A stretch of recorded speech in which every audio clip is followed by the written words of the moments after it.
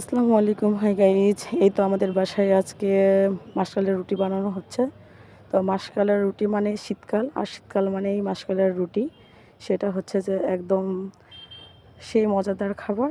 আর গ্রামের মানুষেরা মাসকালের রুটি একটু বেশি পছন্দ করে। তো আমাদের বাসায় প্রত্যেক দিন সকালে মাসকালের রুটিটা বানানো হয়। কিন্তু হচ্ছে আজকেও বানাচ্ছে, কিন্তু এটা হাতে বানালে বেশি টেস্ট হয়। তো আমার খালামণি বানাচ্ছে সে হাতে, কারণ ও অনেক ভালো পারে, এই জন্য অ্যাটলিস্ট হাতে বানাচ্ছে। তো আপনারা যারা যারা মাশকালের রুটি পছন্দ করেন বাসায় এরকমভাবে ট্রাই করে দেখতে পারেন।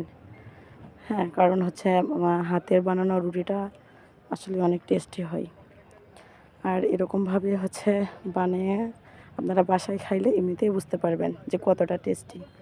তো এরকমভাবে হচ্ছে একটু করে হাতে পানি নিয়ে মাসকালের রুটিটা এরকমভাবে বানাতে হয়।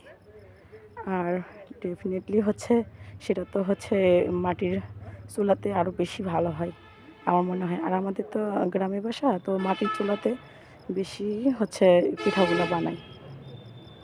এই তো। আর এরকমভাবে ইয়াগুলো মাসকালে এগুলো এরকমভাবে মিক্স করে নিতে হবে।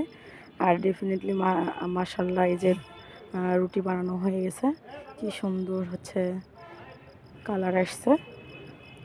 আর হচ্ছে খাইতে সে টেস্টি। আপনারা বাসায় ট্রাই করে না দেখলে আসলে বুঝতে পারবেন না। বাসায় ট্রাই করে দেখবেন যে আসলে খাইতে কীরকম লাগে। আর আমাদের এখানে প্লাস আছে চাটনি, সবগুলা দিয়ে চাটনি বানানো হয়েছে।